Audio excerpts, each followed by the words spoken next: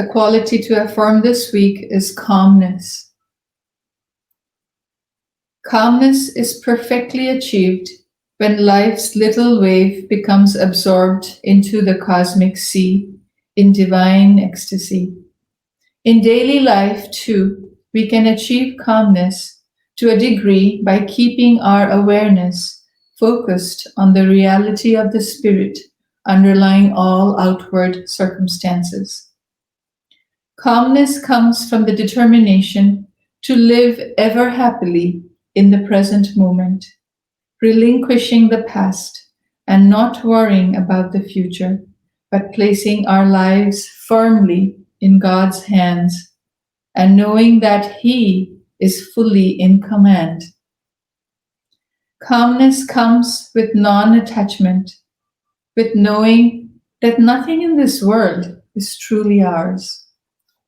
Now let's affirm together. First we'll affirm with a loud voice, with energy, and then gradually we'll take it a little softer, and then in whisper, and then finally silently. So now let's affirm consciously with a loud voice. Though the winds of difficulties howl around me, though the winds of difficulty howl around me, I stand forever calmly.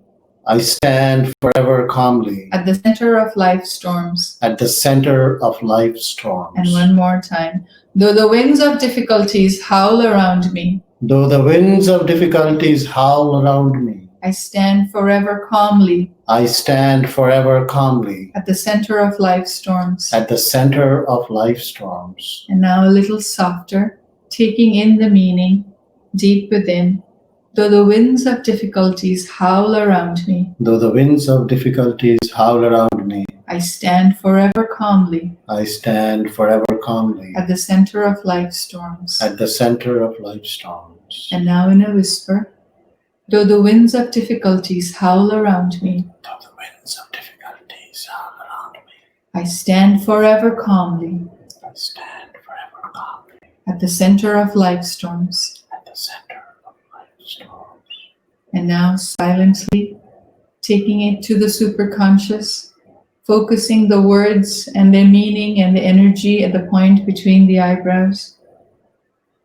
Though the winds of difficulties howl around me, I stand forever calmly at the center of life's storms. Though the winds of difficulties howl around me, I stand forever calmly at the center of life's storms. And now pray silently with me. With Thee beside me, I know that the tides of trouble can never sweep me away. Hold fast my hand, Lord, never let me go. With Thee beside me, I know that the tides of trouble can never sweep me away. Hold fast my hand, Lord, never let me go.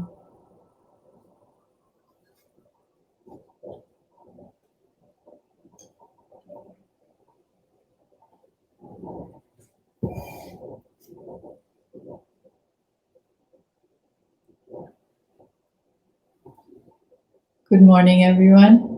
Once again, welcome to our service.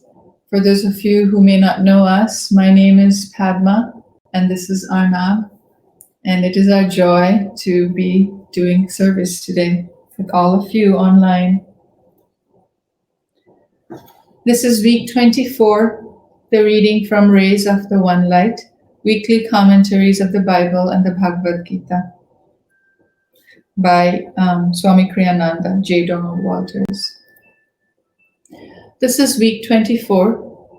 Our topic is How Devotees Rise. Truth is one and eternal. Realize oneness with it in your deathless self within. The following commentary is based on the teachings of Paramahansa Yogananda.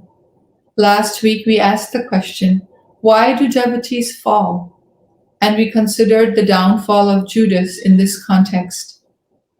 Jesus, in answer to Judas's criticism for allowing Mary to rub his feet with spikenard, a very costly ointment, said, The poor always ye shall have with you, but me ye have not always. Jesus is saying here that there is one supreme injustice that needs eradication. Poverty, yes, but not of a material kind, poverty in a spiritual sense. Divine blessings are not common in this world, they are extraordinary. When they come, we should give them priority above every other consideration. Never allow a moment of inner joy, for instance, to be set aside for lesser, within quotes, duties, close quote. Divine attunement is our highest priority. As Lahiri Mahashaya, the guru of Yogananda's guru, said, to listen to the heart's inner sound, Om, which issues from the very center of our being, is man's highest duty. Mary, on this occasion, was not communing in inner silence with Christ's Spirit, as she had been when Martha urged that she be reproached by Jesus for not helping out in the kitchen. Mary, this time, was serving outwardly, but in a very different spirit from the restless fussing for which Jesus had reprimanded her sister Martha. Those who see a radical difference between the paths of action and meditation should understand this distinction. To serve in the right spirit is necessary, for only thereby can we overcome our karmic tendencies toward restless activity. The important thing is that spirit be always inwardly focused, that in everything we do, we act in loving service to the Lord.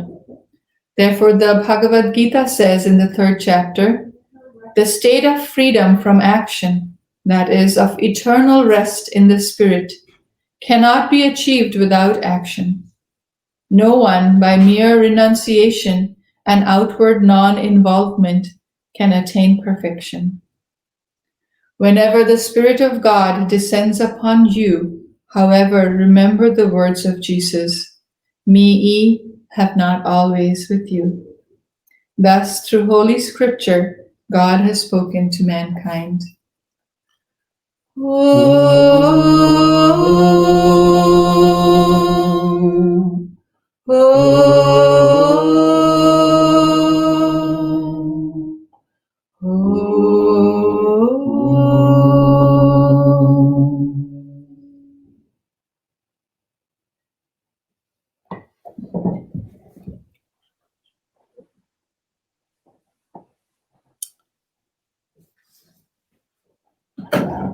Good morning once again.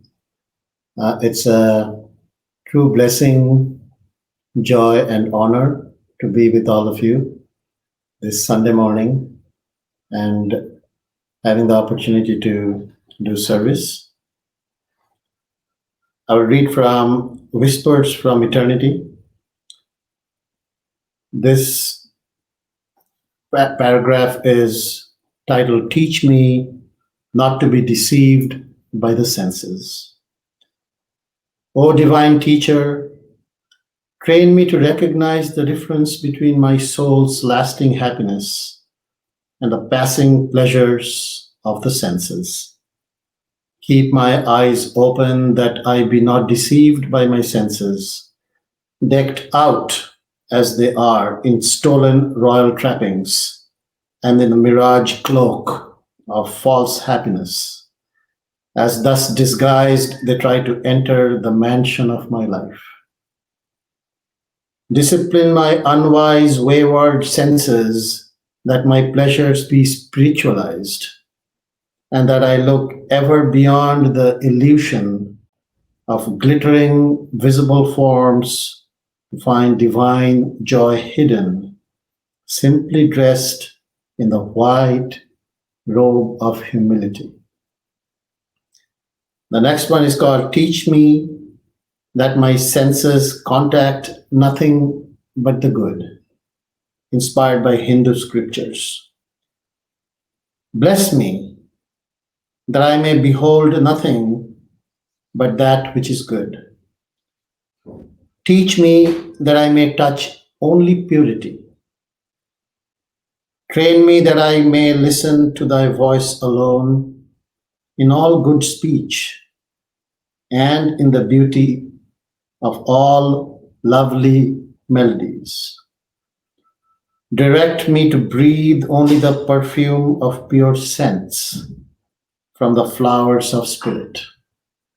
Invite me to indulge only in the wholesome taste of soul nourishing food. Teach me to absorb only that which reminds me of thee. So, friends, good morning. Today's topic is how devotees rise. As Padma read from How Devotees Fall and last week's teachings, we are in a very difficult world. 44 million people are unemployed. We have social unrest. We have the pandemic, the economic recession, so many things going around us. It is easy to get trapped into these outward manifestations of consciousness that drags our energy down, that gets us mired into the material aspects of life. The first three chakras is where our focus and energy gets trapped. And we start falling down the precipice into spiritual darkness, into the trough of delusion, the trough of disillusionment. So if we trace the path down and we introspect, one thing becomes clear, that it's really up to us to change our attachments from material desires to spiritual desires. So as Swamiji very beautifully explained one of the passages from the Bhagavad Gita, in how this path actually manifests itself into the annihilation of spirituality. So with material desires, it leads to anger for not fulfilling them. From anger, it leads to infatuation, which is self-love and being self-centered. That causes the forgetfulness of the higher self. And from there, we lose the faculty of being discriminating of what's good for us. And from there, we head into this spiritual darkness. So instead of trying to fight this darkness, instead of trying to be reacting to this outward world that we are in, trying to define ourselves with the situation that we are in, this static view, the way we rise is to turn to the light, to turn to God's light, to keep our focus at the point between the eyebrows, to try to lift the energy from the first three chakras into the heart chakra, the Anahata chakra, which is the pivotal chakra that helps us open and then expand and spiritualize our energy to the point between the eyebrows, the Kutastha Chaitanya, the Christ consciousness. And we cannot just wish that to happen. We have to become true devotees first. So to rise as a devotee, we become true devotees first. And for that, we have to pray for God's grace to open our hearts, fill it with His love and joy,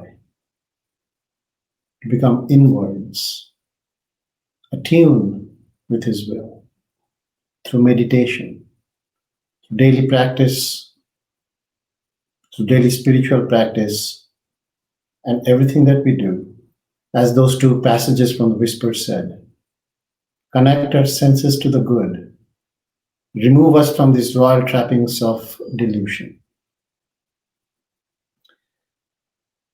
The affirmation that Padma read today is also a great tool to help us move in the right direction. And we need to affirm positively. So we need to be positive, energetic, and enthusiastic. Even if we give a negative emphasis to our good thoughts, that sometimes can get us down a precipice, which is not good. For example, if I say, I'm not weak, I'm not angry, that can have negative connotations. So we need to positively affirm everything that we want to believe in, that we want to practice, that we want to open into, that we want to do with determination, with energy, with the grace of God to guide our thoughts, will, and action.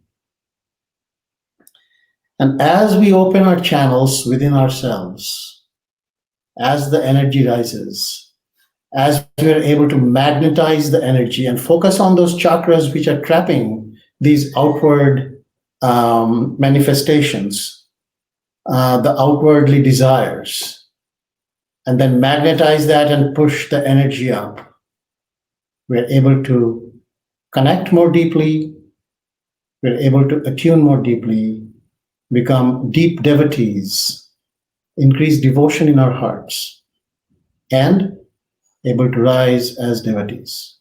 These are difficult times. So the more difficult the time, the more energy we need to put in to really bootstrap ourselves out of this abyss, out of this delusion. So as I was preparing for this topic, one visualization came to me in meditation. And that is, I'm sitting in Divine Mother's lap and just enjoying her will in full display. So if we shift our consciousness to thinking, this is Divine Mother's plan. This is God's plan. Everything that's happening now. We have had recessions in the past, we have wars in the past, we have plagues, we had the flu, we had so many situations the world has gone through, and we will go through this one too. Instead of a static view, we get to start seeing the cosmic continuum of the whole thing. So it occurred to me that this is like Divine Mother's exuberance in full flow. And maybe we are being asked to accelerate to pay back our karmic debt. She's coming and say, okay, enough is enough.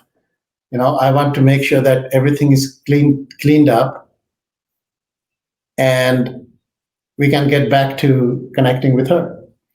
So in my research, I was looking at the autobiography of a yogi, and there's a little story behind this too. I typically, as I open the autobiography, I just open it randomly. I read a passage and I find it very inspiring. And I look forward to it because I don't know which page I'm going to open and what miracle is going to stare at me.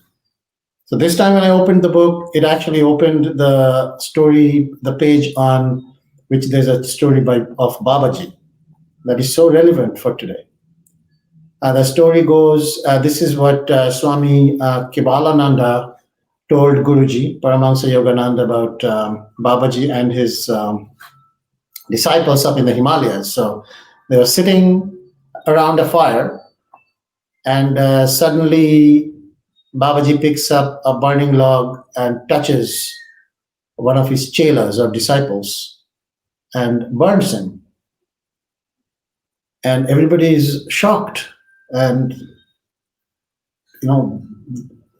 the surprise. Why would Guruji, why would Babaji do this? Then Babaji said, would you have seen him burn in this fire versus me just putting a little burn on him so that his past karmas are washed away? So think of the pandemic, think of the economic recession, think of unrest, think of everything that's going on as God and Guru's little burning log on us on this earth. So it saves us from even more dire consequences in the future. There's another story right after that, which was a disciple or a devotee yearning to be a disciple. After long effort, goes up to this inaccessible ledge where Babaji was staying at that time with his disciples. And he says, you have to accept me as your devotee. Otherwise, I'm going to jump off and die. And Babaji says, I'm not ready to take you as a disciple. So this person just jumps off the cliff and dies. Then Babaji asks one of his disciples to go and bring his body back. And then he gets his life back. His karma has been removed. Now he's a disciple. So even if death comes, as we are seeing 114,000 people dead just in the United States, and there will be more through COVID.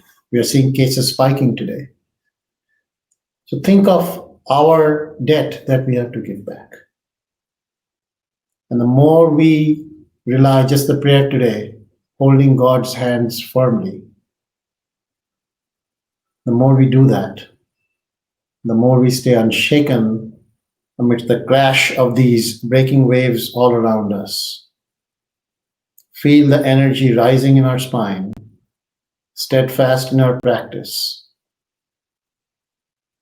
to reach the highest truth and to keep rising as devotees.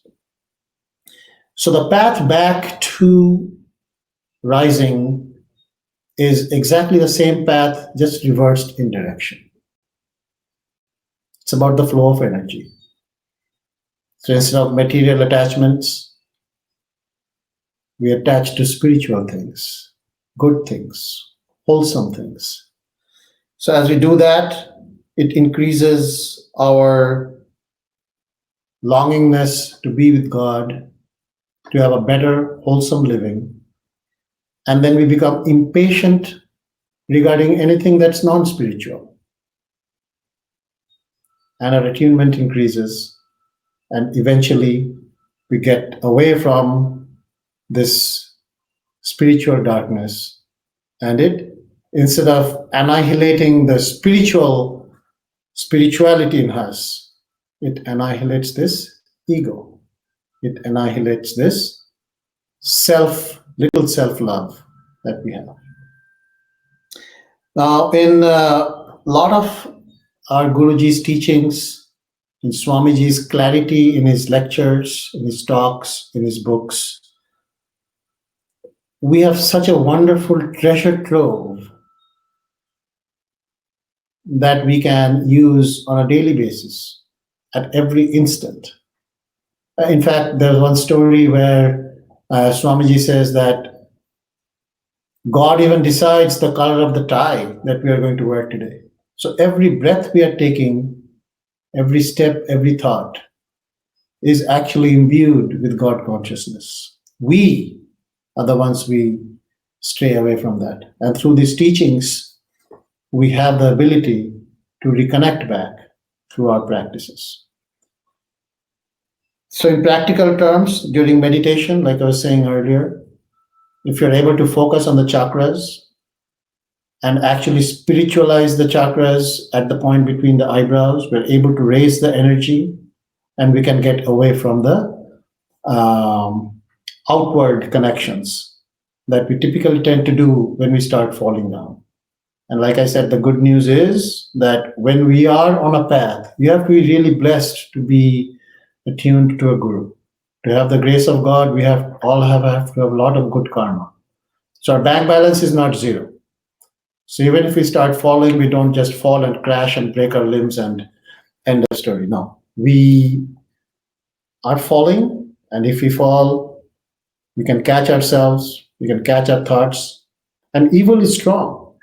So instead of focusing on the evil, if you focus on the consequences of that, the sufferings that it causes, the loneliness that it causes. As Guruji said, one day you'll become sick of sickness. Once we actually get to those points, we catch ourselves and we start moving up. So to rise, in summary, we are in Dwapara Yoga. It's a yoga of energy. So we are in the right zone. If we can attune to that energy, if we can give ourselves into the flow of the divine, just we'll hear about that in our Festival of Lights shortly, and a full faith in God and Guru. Once we have that unshaken faith that whatever is happening in this world is eventually for our own good, we are not the doer. Let God do it through us. Let Guru do it through us. We'll be fine. And we'll move towards the light. We'll move towards the truth and move towards liberation. Thank you.